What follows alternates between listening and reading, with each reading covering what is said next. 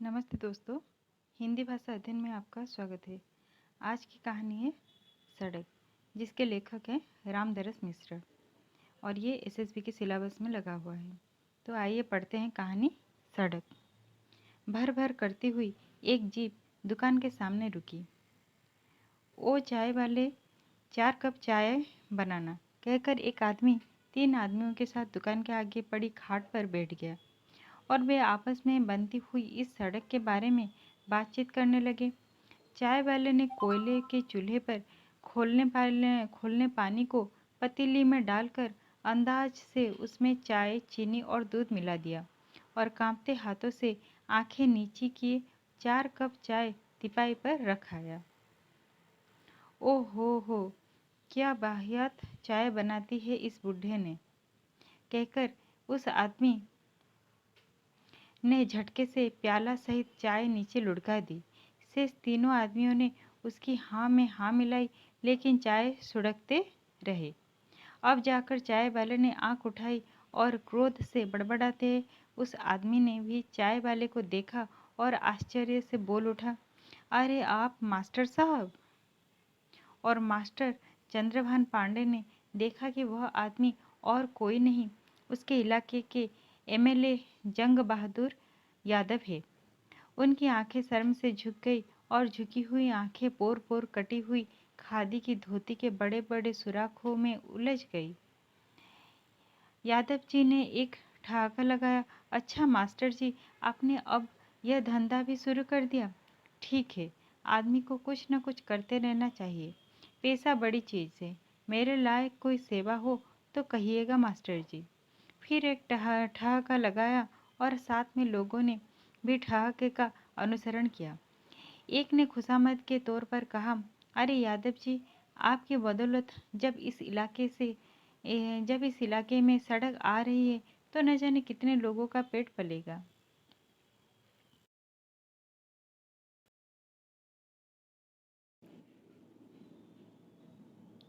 यादव जी ने 5 रुपए का एक नोट निकाला और मास्टर साहब की ओर बढ़ा दिया।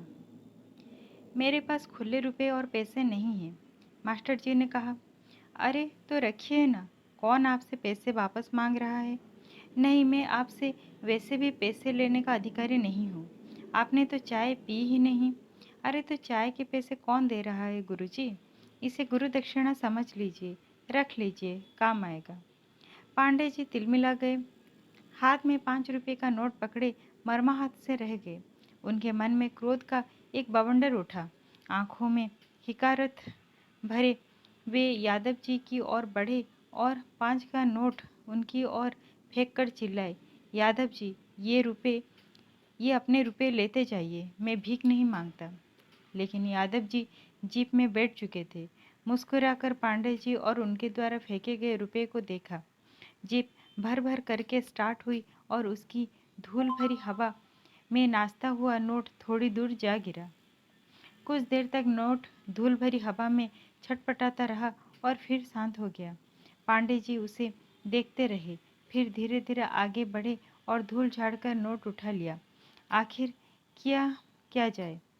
गोरे बदन, चौड़े माथे, श्वेत केस वाले पांडे जी खादी की एक जीर्ण शीर्ण धोती पहने और उसी का आधा भाग नंगे शरीर पर डाले हुए अपनी झोपड़ी के आगे पड़ी बेंच पर बैठे बैठे उदास हो चले थे।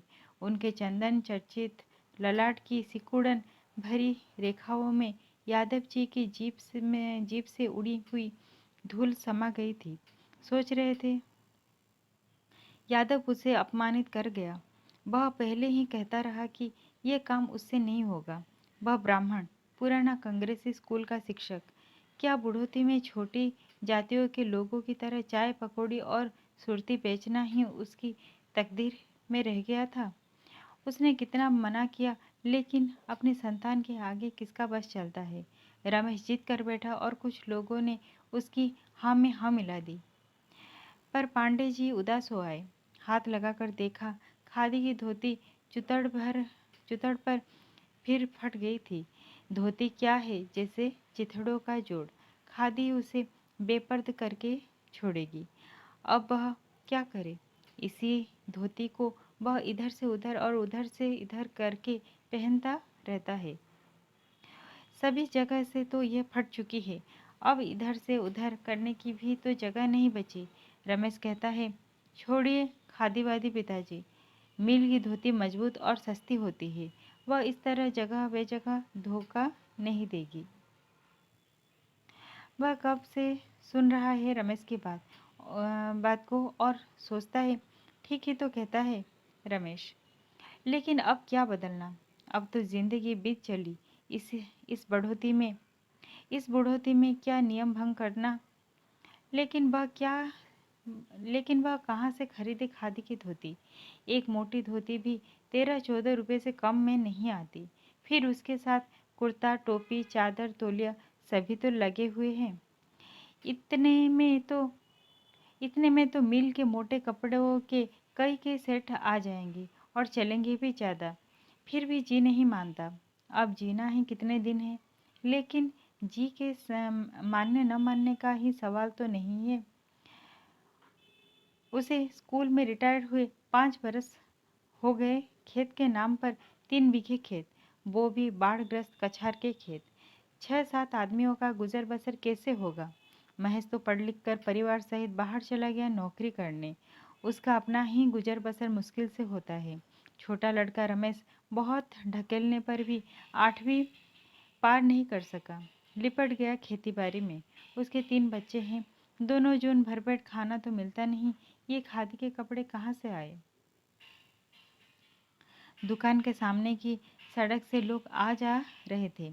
पांडे जी ने झोपड़ी के पीछे जाकर धोती इधर उधर करने की बहुत कोशिश की, लेकिन अब उन्हें कोई गुंजाइश नहीं दिखी। उन्हें क्रोध हो आया कि इस ससुरी धोती को फाड़ फूड़ कर फेंक दे और नंगा हो जाए।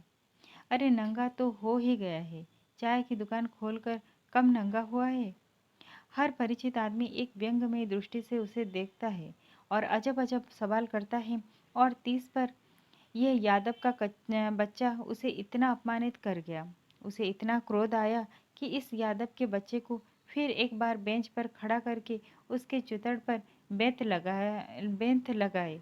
लेकिन अब तो वह एमएलए हो गया है, छात्र नहीं रहा। वह अपना क्रोध अपने भीतर ही दबाए सुलगने लगा। लेकिन उसे एक बात से बड़ी राहत मिली कि उसने एमएलए के बच्चे को स्कूल में कई बार बेंच पर खड़ा कर बेत से पीटा है।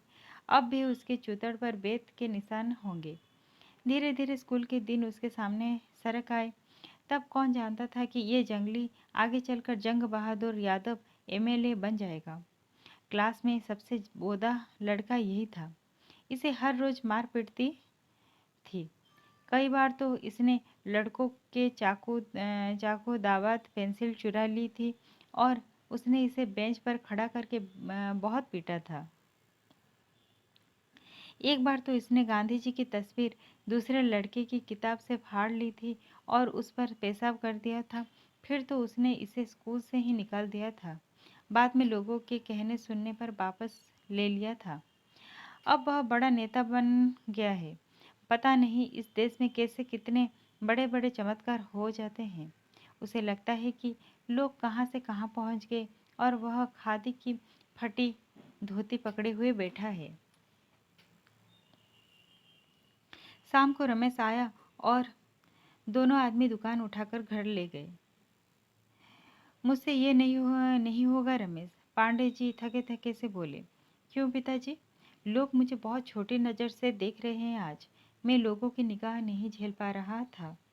हाँ पिताजी, भूख से भारी लोगों की निगाहें ही होती है ना, तो ठीक है, हम लोगों की निगाहें क्यों झेले, भूख ही झेले।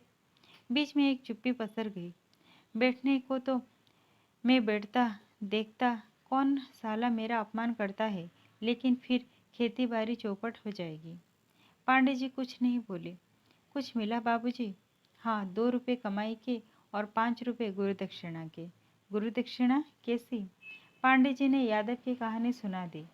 अरे तो इसमें इतना आहत होने की कौन सी बात है बाबूजी?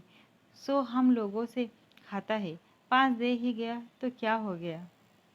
पांडे जी ने रमेश को मार खाई हुई दृष्टि से देखा। रमेश हंस रहा था। रात को पांडे जी लेटे तो बड़ी बेचैनी अनुभव कर रहे थे। वे अपने से ही पूछ रहे थे, क्यों भाई, आदर्शवादी कांग्रेस, तपे हुए शिक्षक, नशाखोरी के दुश्मन, तुम्हारी यही परिणति होनी ही थी।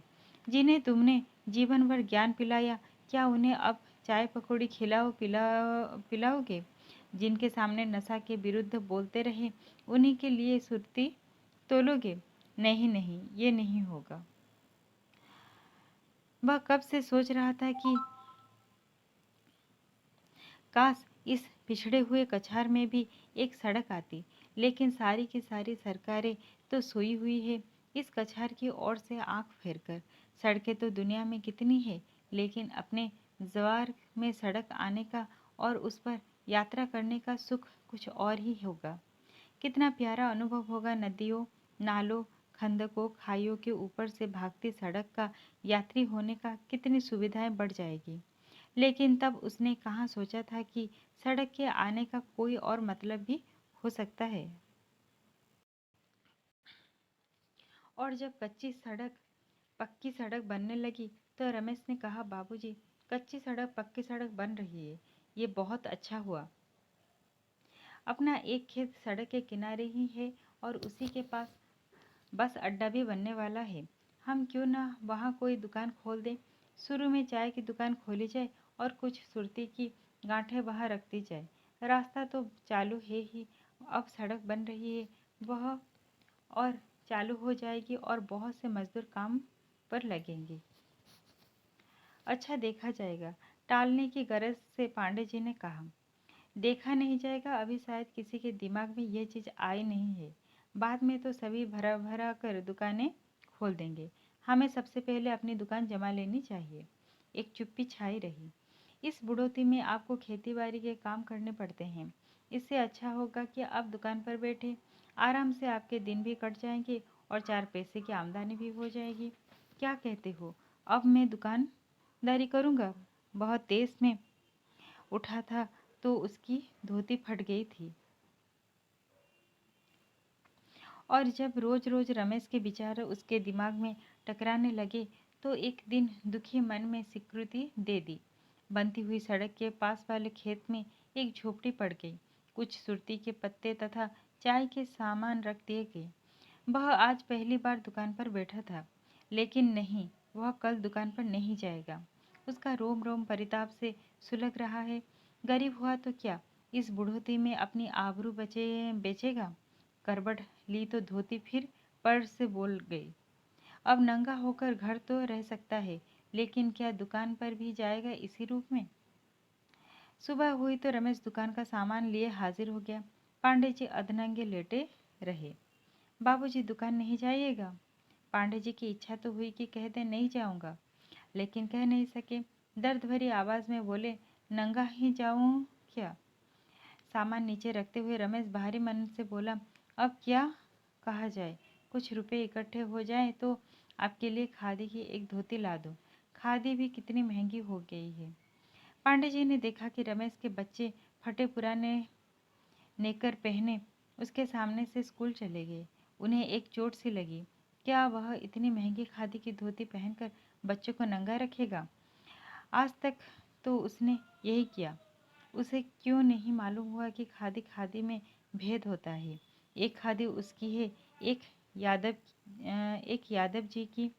यादव भी खादी पहनने का हकदार है, क्योंकि उसके शरीर पर खादी का विकास हुआ है और वह नहीं, उसके शरीर पर तो खादी फटती ही चली गई है। रमेश सामान लिए अंदर जा रहा था कि पांडे जी ने पुकारा, रमेश। हाँ बाबूजी, तुम्हारे पास एक के अलावा कोई साबुत धोती है? हाँ है बाबूजी। लाना तो बेटे। रमेश ने व्यथा, आश्चर्य, प्रसन्नता मिश्रित आंखों से पिता को देखा। पिता ने दूसरी ओर मुंह फेर लिया था। और कुछ देर बाद पांडे जी रमेश की धोती पहनकर रमेश के पीछे पीछे दुकान की ओर चले जा रहे थे।